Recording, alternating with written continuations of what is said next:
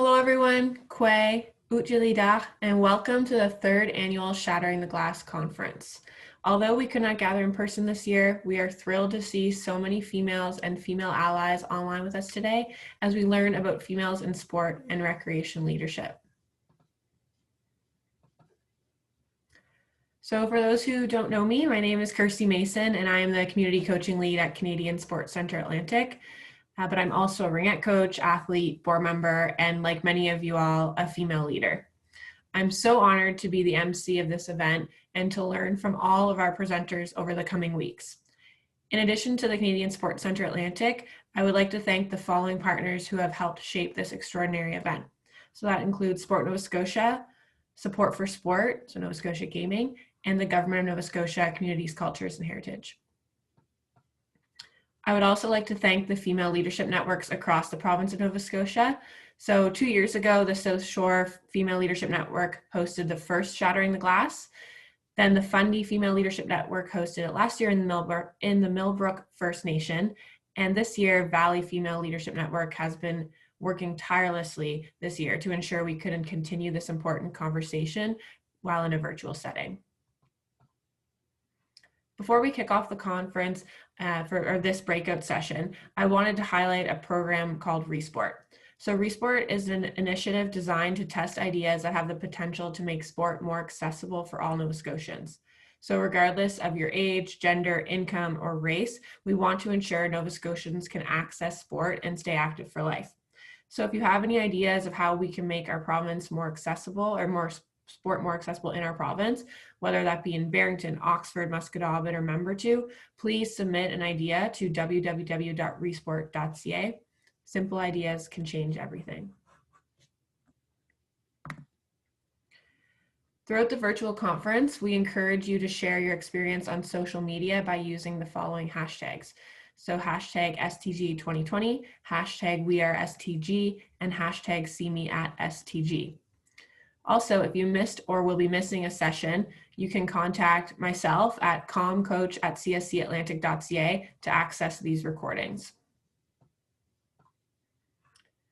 On behalf of the Shattering the Glass Committee and our partners, I would like to acknowledge that our offices are in Mi'kma'ki, the ancestral and unceded territory of the Mi'kmaq people. And we know from previous polls that there are people joining us from all over, so we welcome each of you to share where you currently reside, and you can do that in the chat box. So for the duration of the presentation, we ask that you please turn off your camera and mute yourself to reduce background noise and feedback. We would also like for you to change your Zoom viewing to speaker view. That way you can see the speaker when they are speaking along with the PowerPoint. So this can be done by clicking the gallery view button at the top of your screen and changing it to presenter view.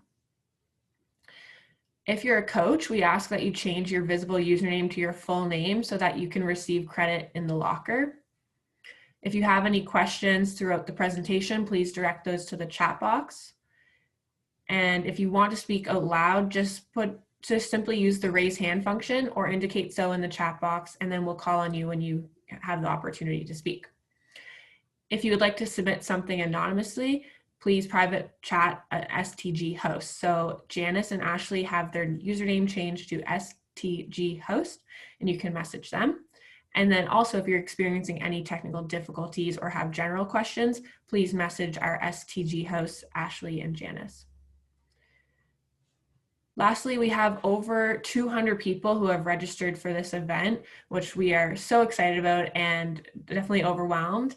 Usually in person, we get around 50 to 60 people, so over 200 is amazing.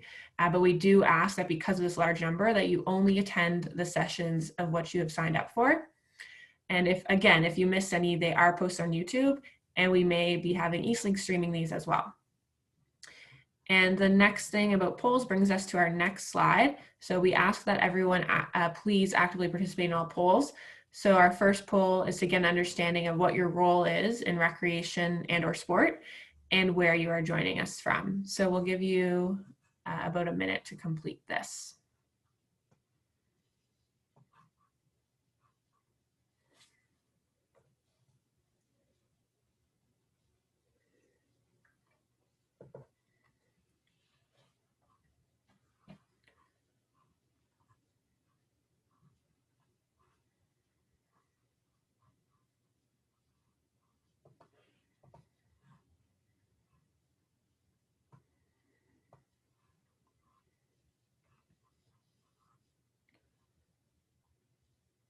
So 90% have voted. We'll wait like 15 more seconds, see if we can get a full 100%, and if not, that's okay.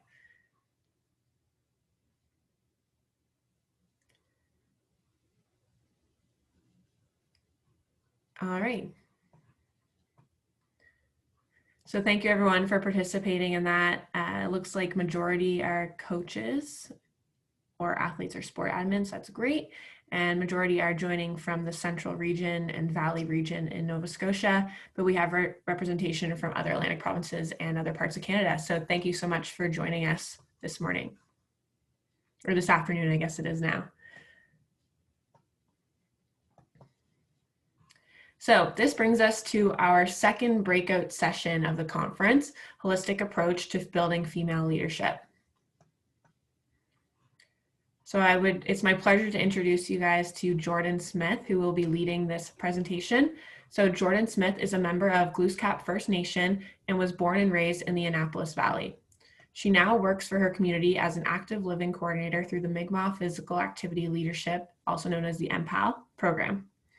Jordan is also an NCCP, so a National Coaching Certification Program, learning facilitator for the Aboriginal coaching modules, and a certified first aid instructor for Braveheart First Aid. Jordan brings her high energy and passion into her work and takes pride in creating inclusive and welcoming learning environments. So last year at the conference, Jordan delivered a workshop on holistic leadership. So we are thrilled to have her return to build on this topic and to continue to educate us on the holistic approach to building female leadership. So I will stop sharing my screen now, and Jordan, you can take it away.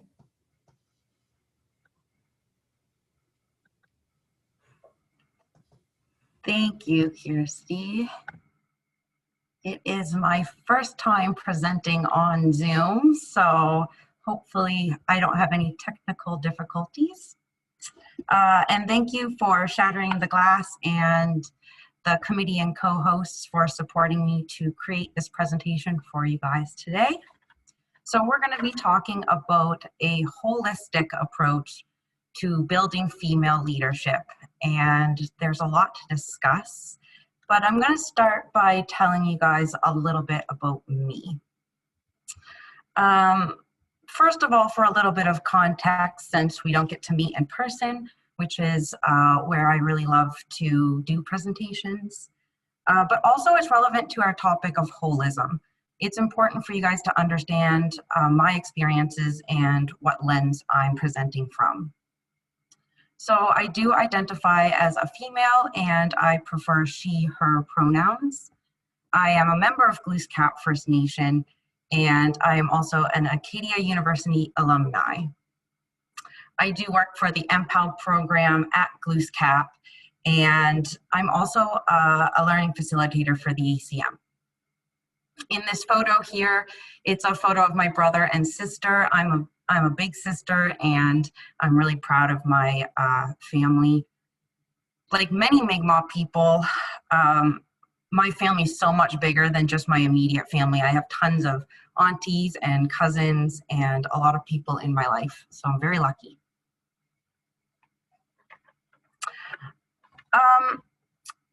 Today, what we're really talking about when it comes to female leadership is anyone who identifies as a woman or a girl. So that's including both trans and cisgender people. And it's about our lived experience as human beings who identify as women. We're going to talk a little bit about the background of women in leadership, but I really want to spend some time discussing what is holism and what is leadership. So as I began to do some research for this presentation, I discovered two things. First of all, Canadian women are seriously underrepresented in our leadership roles, both politically and professionally. 27% of the seats in the House of Commons belonging to women, and only 15% of CEOs in Canada are female. The other thing that I noticed was that the #1 suggestion to increase women in leadership was women in leadership. It's a bit of a chicken or an egg situation, but we know that women in leadership positions act as role models and mentors for other women. So by supporting women in leadership positions, we're actually supporting the next 7 generations of women in leadership roles. We also know that women in leadership positions will help make decision-making around policies, laws, and management, which is going to help form gender equality across all sectors. So I was happy to see that we have lots of athletes and coaches today, because that is certainly where my perspective comes from. So the first question I want to ask is, why do women and girls engage in sport? Sport's kind of like its own little society, and we learn a lot of life values through sport. So just using the chat box, I'm going to ask you 4 questions, and I'll give you about 30 seconds per question to answer. So my first question is, why do women participate in recreational sport? Oops, sorry about that.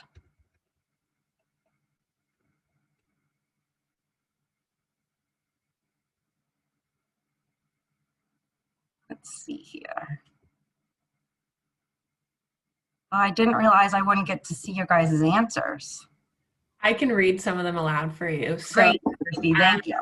In general, it's a lot of staying active, fun, being with friends, the social aspect, sense of belonging, wellness, connecting with other women, competition, community, self-confidence, to be healthy, role models, feeling strong and confident. Awesome, great answers.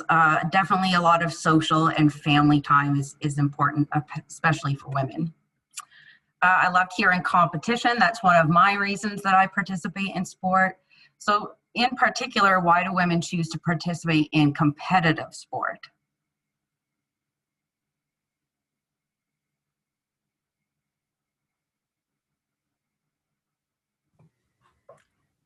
So far we're seeing fun, challenge, motivation,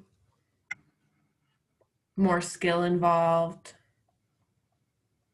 sense of accomplishment, the internal drive, setting goals, feeling successful,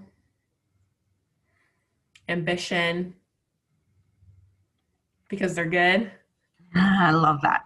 And to get better. Awesome. Next one is more aimed at our girls and young women. What draws them into participating in sport?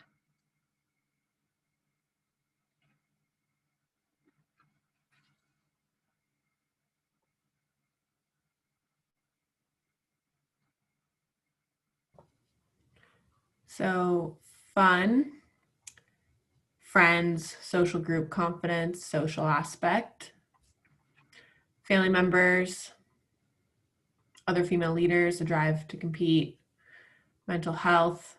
In general, it seems like social, friendship, fun. Friendships are definitely, peer groups are important for young women especially, yeah. And tailoring into our leadership portion of this conversation, why do women coach sport?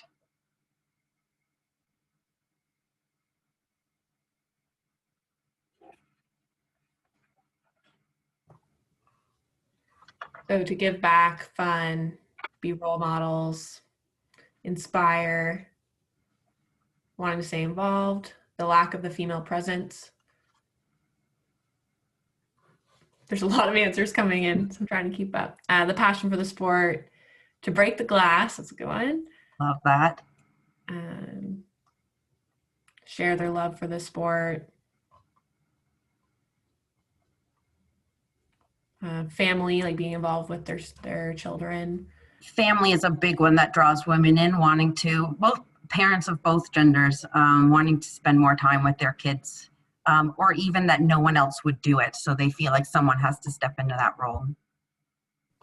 And that's kind of the concept of holism, that we don't just participate in sport for the physical benefits, it's also for that competition, for the social side, for just pleasure and enjoyment. And because of that, when we show up to we don't just show up as a coach or an athlete, we show up as the complicated human beings that we are.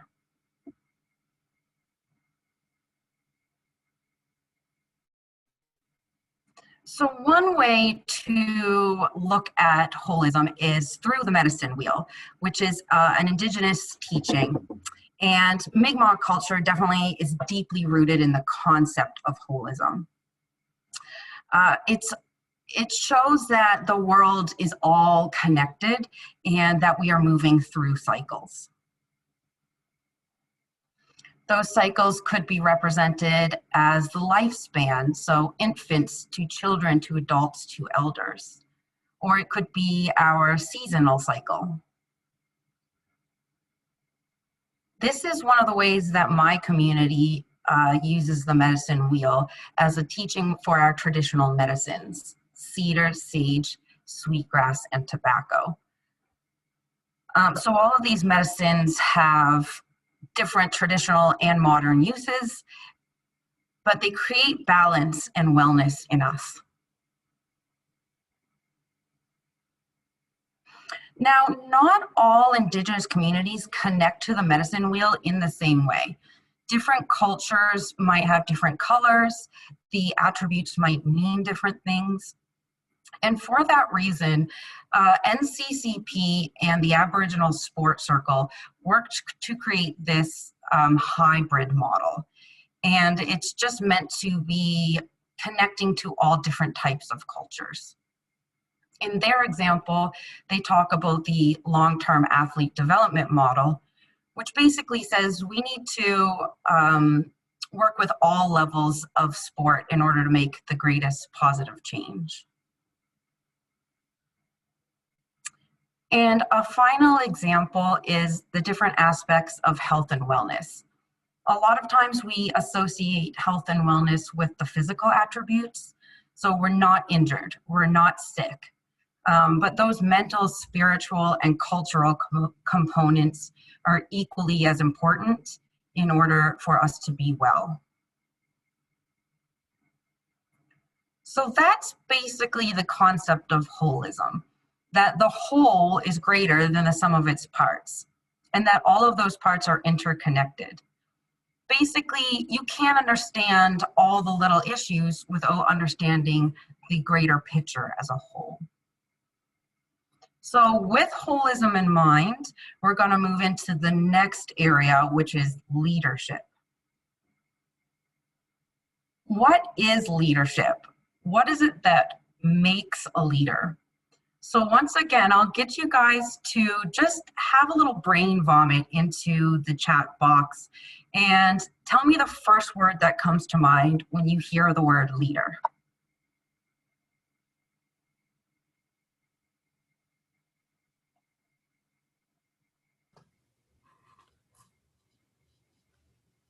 So we're getting honest, empowering, strong, caring, empathy, compassion, support, confidence, male, empathy, leads by example, compassion, takes charge, inclusive, inspirational, communicator, passionate, great listener, example, someone who guides others, thoughtful. That is awesome, and it's very broad, so I love to hear all those different ideas. Now, that being said, all of those things you listed, women can be.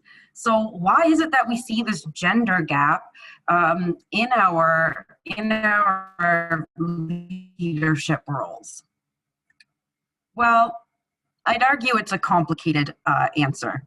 There's a lot of different reasons why we see this gender gap, but as holism teaches us, they're all kind of interconnected. So these are the 4 areas that the Canadian Women's Foundation identifies as primary reasons that we see this gender gap. Our definition of leadership role conflicts that women face, stereotypes and bias, and our self-confidence. So when it comes to defining leadership, the Canadian Women's Foundation, I think, really says it well. They say in order to foster diversity in leadership, we need to broaden our perspective of what it means to be a leader. Traditionally, there's been a narrow definition of who is a leader, and that influences who is chosen for these roles and who aspires to take them on. So we really need to start changing our perspective of what a leader looks like. If we take holism and apply it to leadership, we recognize that each leader is a unique and complicated person. What makes us good leaders isn't just our leadership skills. It's all of the things we bring to the table, our experiences, our passions, our values. And therefore, to improve leadership skills, we have to improve all aspects of self. One barrier that women face is all the different roles that we're expected to fill. So if we look at this individual here and we support her as a mother and an athlete, that's also going to support her ability to run her business. They're all interconnected. Mothers in particular carry a lot of different expectations and roles and responsibilities. It is a juggling act in itself. A lot of women are still hold the primary responsibility of childcare, home-based labor, and interruptions to women's careers tend to be more often and longer, and absences are stigmatized in the workplace. They're linked to fewer promotions and less salary increases. These role conflicts start at a very young age. In a study where women were asked to recall lessons taught growing up, 86 remembered being taught to be nice to others, but only 44 were taught to be a good leader and 34 taught to share your point. So your point of view. So right from an early age, we're being taught what a leader should look like, what a woman should look like, and some of those roles directly conflict with each other. These lessons are carried with us into adulthood as stereotypes, prejudice, and biases. So our stereotypes, an assumption about an entire group, in this case, women. The prejudice is a belief based on that stereotype. And these biases are natural. They're learned through human experiences. But we can overcome them before they become discriminatory by checking ourselves and thinking critically. So the discrimination is the act. So an example, a stereotype is women are not as strong as men. The bias or prejudice is that women are less qualified for work that involves physical labor. And a discriminatory act would be not hiring people for physical labor based on their gender.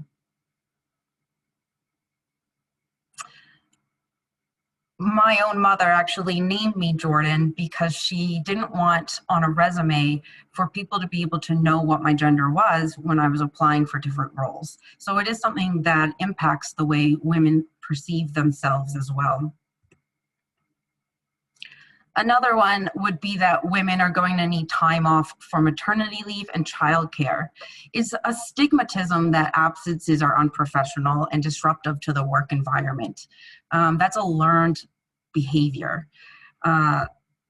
So women tend to receive promotions less, and this could be one of the reasons why. Here is an example that happened in Nova Scotia this year.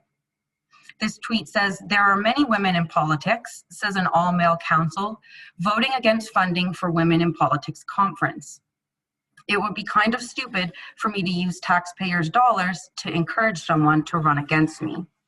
So the stereotype here is that there's already many women in politics.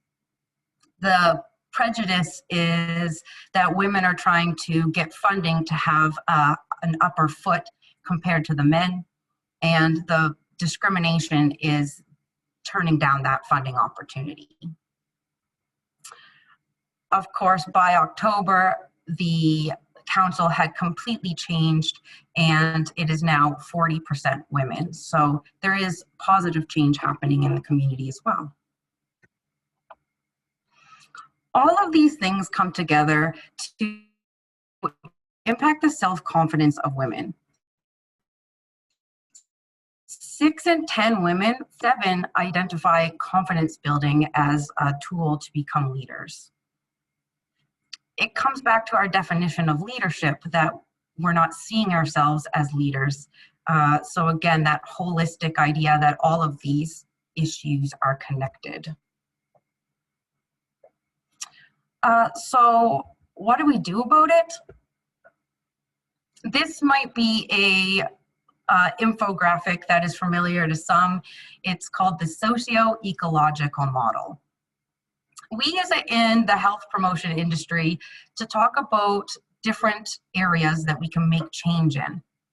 I would argue that the socio-ecological model is a holistic model in itself, because we know that we need to make change at all the levels, not at just one level, in order to make change. So at the individual level, we're talking about our own education and knowledge.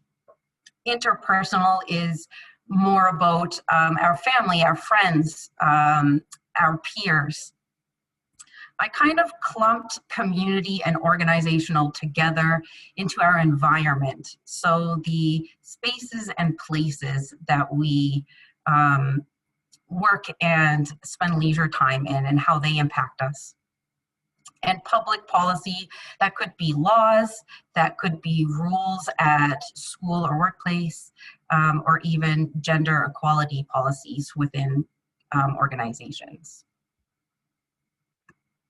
So we are going to do a little bit of a breakaway. We're going to split into 4 groups, and you are welcome to turn on your cameras once we do that and participate actively in the conversation.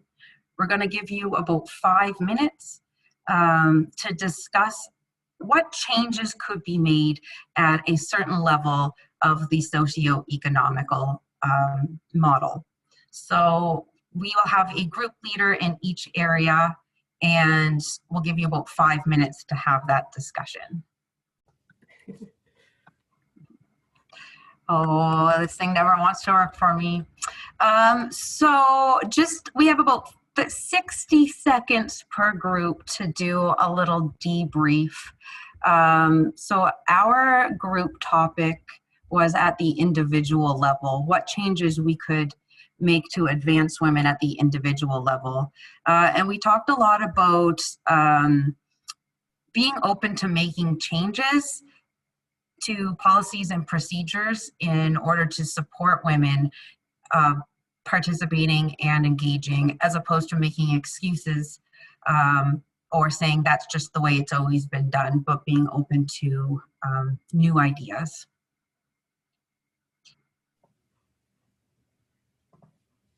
Great. So my group was the interpersonal. So a few things we mentioned was mentorship. So just having someone who has experience in the position that you may be in, and to help guide you along the way. And then also to be involved. So if you're a parent, someone gave a great example that they don't really come from sport, but they were still involved in sport and they were in leadership roles within the sport that their child was playing. So to get in those roles and be an encourager and encourage your children and your girls to learn from everyone around them in every leadership position. Another thing that came up was praising positive behavior. So acknowledging when an athlete is showing leadership or when another female is showing leadership skills, and in general, providing opportunities for females to be leaders. So giving everyone equal opportunity. And if you have a large group of girls, like a team sport, ensure that everyone has the opportunity to show their leadership skills. And then also was mentioned to like set up women for success. So if you hear of a leadership opening in like a board, make sure you're sending it to your female leaders, telling as many people as you can, giving them the heads up if it's maybe challenging or what to expect, and make sure they're well prepared, because that's what females need. And another thing that came up was to have networking opportunities like Shattering the Glass, where you can continue to learn and support and have support from your siblings and your family. So an example that came up was if your brother is consistently cutting you off, make sure that as a parent, you have a parent that is cutting in and telling them that's not right, and teaching them the importance of respecting women. Awesome. So my group would be next, and we were the environmental, so communities and organizations. We had a couple different discussions. Some of the key themes that kind of came out though were letting people know ahead of time of what they can expect when coming to a program. So who's the leader going to be? If you're able to also have female leaders when leading female programs. That seems so simple and sometimes so hard to actually accomplish. Making sure when it's at the facilities as well, that there's the spaces for people to change comfortably where they are. If there's feminine products that need to be available in the bathrooms in the other facilities, are they accessible? Do people know that they can utilize them? One thing that I added in as well is having a space to breastfeed as well. So having those opportunities available. Some other the social items that we talked about included Bring a Friend Day. So we noticed that when people talk about why do women and girls participate, so much of it was around the social opportunities. So why not try to, I don't want to say capitalize on that, but to highlight that and to have the Bring a Friend Day, or can you register too and have a discount for the second one, something along those lines as well, so that it is a little bit more friendly, opening, and easier for people to participate that way. And the other piece that we talked about was childcare. So we mentioned how Shattering Glass in the past and other conferences of the Valley Female Leadership Network, when there's a large group of gatherings, we've tried to have either childcare stipends or on-site childcare available for to remove that barrier. But then it was also brought up too that sometimes people will forget that if there is a coach who maybe she's taking on a high performance role and has 2 young kids at home, that childcare can also be available. So it's great to think about it at the large gathering sizes, but how can we also encourage, or how can we have a system of childcare being available and accessible for the individual level as well, so that we can encourage females to take on these leadership roles, whether it's coaching, being a match official, or other recreation-based roles. And the final thing that we talked about was that we can be an advocate for all of these items that we're talking about. So although we might not be the ones who are making the decisions as program or sport administrators, but we do have a role where we can be advocating to our provincial sport organizations, to our community sport organizations, to our community and provincial recreation organizations as well. So trying to encourage and to challenge our decision makers to think at a larger level and the bigger picture. Thank you, Ash. Pass it over to Anna for this one. So our group had policy. We talked about having funding for specific leadership development. Also having bylaws using gender neutral terms. So they, them versus he or she.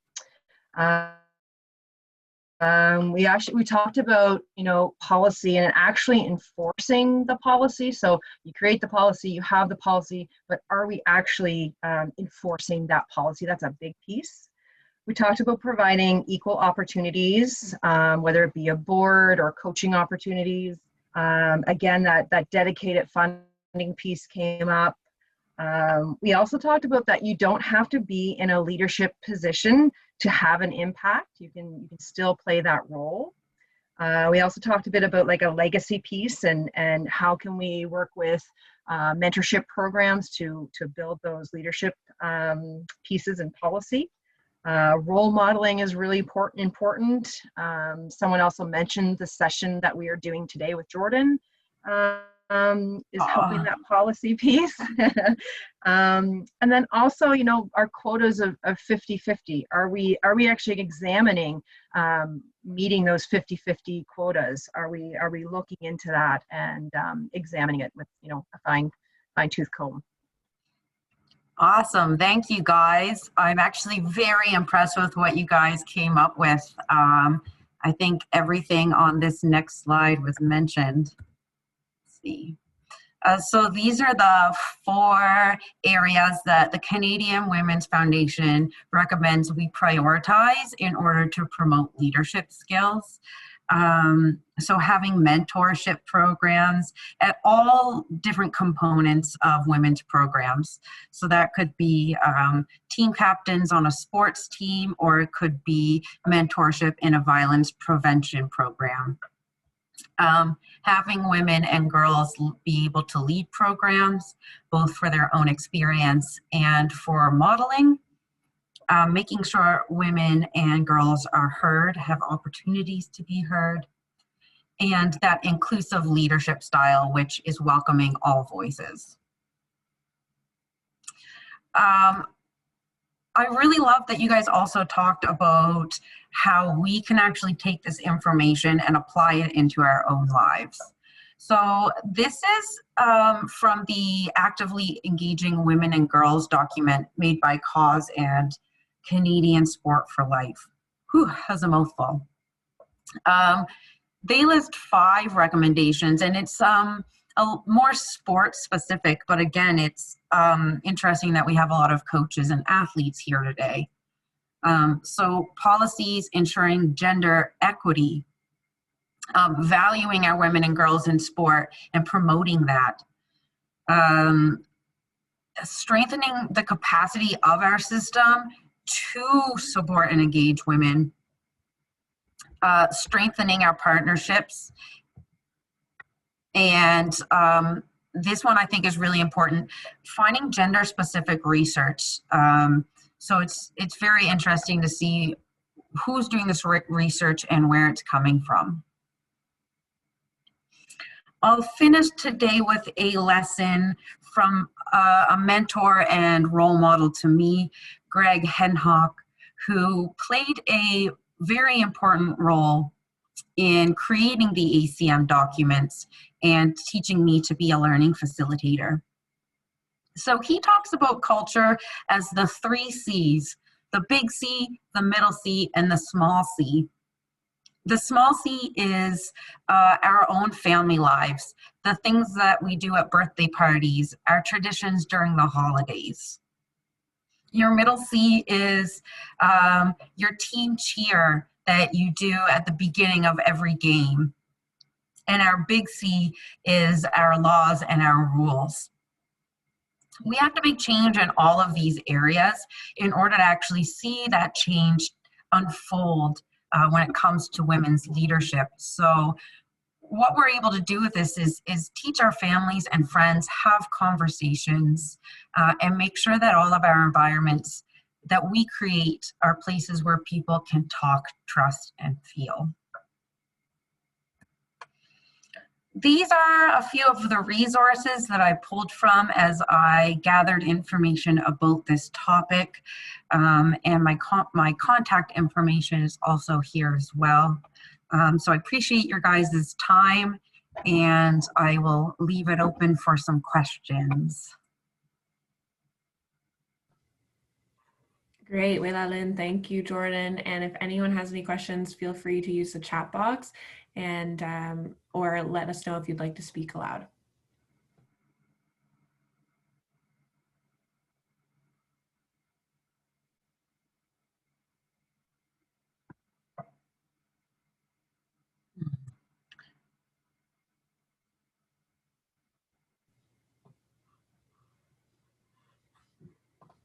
So again, if you have any questions, definitely put it in the chat box or speak aloud. But if not, we do have a couple that have been asked before the conference kicked off, so we can ask that. So we've got one question. What is one key thing, Jordan, that you if you could implement tomorrow in recruiting women for leadership roles, what would it be?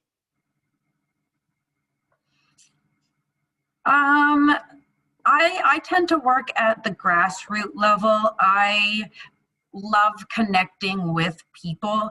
And I think the thing that works best in my community and through my experience is just having open, honest conversations and genuinely enjoying spending time with people. Connecting with others and building relationships is really important. Great. We've got another one. How do you balance achieving equal opportunity with not making girls feel like they're only getting the opportunity out of pity or necessity, not necessarily that they've earned it? Geez, that is a difficult question. And I think one that comes, I don't know, maybe it comes down to education about what equity means.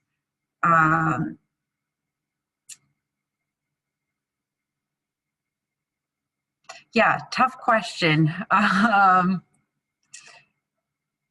not sure if I can answer that one right away. Do you think maybe I could follow up with that individual? Absolutely. 100%. We'll give you some time to think about it, and we can actually follow up with the whole group. We send out a follow-up email. So. Awesome. Yeah. That's a deep question. I have a lot to think about. Yeah. Some of these questions are not easy.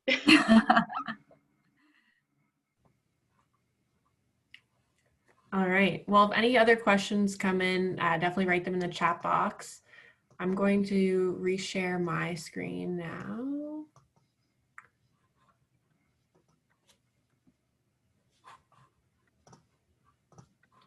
All right. So thank you, everyone. Wela for joining us this afternoon.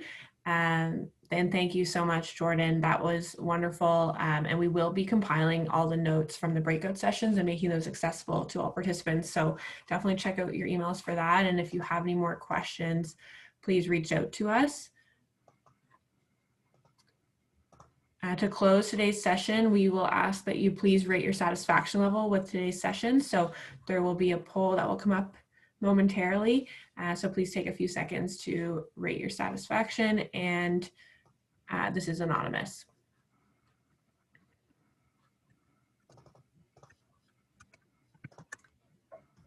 We also have an anonymous Google form where you can submit your feedback for this conference. So Janice just put that in the chat box. Please click that and provide feedback for all of the sessions that you have attended. So up next, there's actually an effective communication course, which is part of the Canadian Women in Sport, the former cause training. So the Valley Female Leadership Network is putting that on. It's on Thursday evening from 7 to 8:30, and you can check out their Facebook page or use the locker link shown at the bottom to register. So effective communication is the foundation for better job performance and relationship building. After this workshop, participants will be more strategic and efficient in their communication. So definitely check it out. It is free. And then our next breakout session is a week from today from 7 to 8 p.m.